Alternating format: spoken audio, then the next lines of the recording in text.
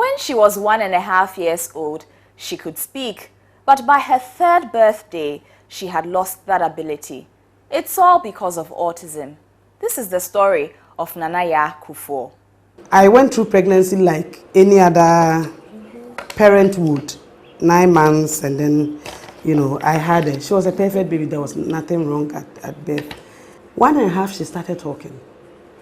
And just before the onset of the 3rd age, before she was 3, I lost all the words. She wasn't talking again. I remember very well one of the words that she used to say was "Menumunsio." We actually speak a lot of Chi at home, so "Menumunsio" means I want water. So she was doing that quite a lot, and I remember that very well. So when she wants water, she would come and actually make a request. And of course, it's also something that 3-year-olds should be able to do. But just after 3, there were no words.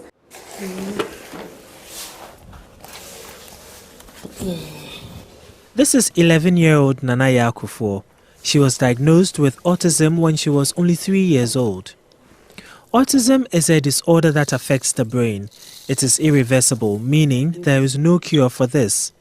Autism has affected Nanaya's ability to interact and communicate with other people. So she is given special games to play, like using colored rice that is specially designed to help her recognize the texture, sound, smell, taste and color of objects. This activity is known as sensory integration therapy. It changes how the brain reacts to touch, sound, sight and movement. Autism is a spectrum disorder. It affects every child differently. Her autism was quite severe, very severe. She got toilet trained at 9 years, so you can imagine. Even having to deal with 2-3-year-olds is not that easy. So 9, you say she's practically an adult, so it has been very difficult. But now she's toilet trained and everything is fine. We went back to the hospital and they referred us to Heart Hearing Center. We went there and he was actually the first doctor that said, "Have you heard about autism?" And I said, "Yes." Somebody told me about it. Then he also said, "I think your daughter may be autistic." And that was the worst day of my life. Nanaya's condition has had an effect on her family, especially on her mother, who had to abandon her teaching career to care for her full-time. I'm not working because I have so much issue to deal with. I've resigned from teaching. It's been a long journey, but it's been worth it too. I have gone through tons of training, both outside and within Ghana. I particularly did the sunrise training. I've done the advanced sunrise training, which is also another form of therapy that is very good for children, before the age of 5, because I truly believe in that therapy for children who are under 5. Happy birthday. Yesterday we had a birthday for a friend. Happy birthday to you. In Ghana, many people view autistic children as punishment from God. Nanaya's mother Mary, however, disagrees. It can happen to anybody, any race, irrespective of your background. Not that somebody has done something bad. Like some Ghanaians want to believe that, God is punishing you for something you might have done. No, it can happen to anybody. 8 years after Nanaya's diagnosis, she has made a huge improvement with her communication skills.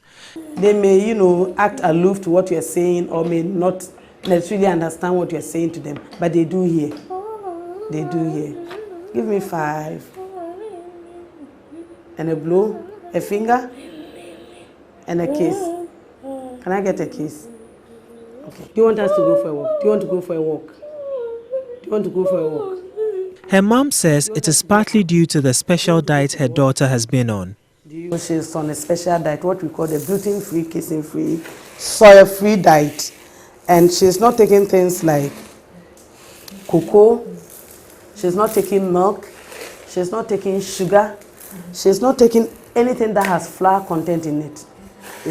So pastries and bread, wheat, oats, and all that. So things that have gluten and casein in, she can't take them. Give me 5. Can I get a kiss?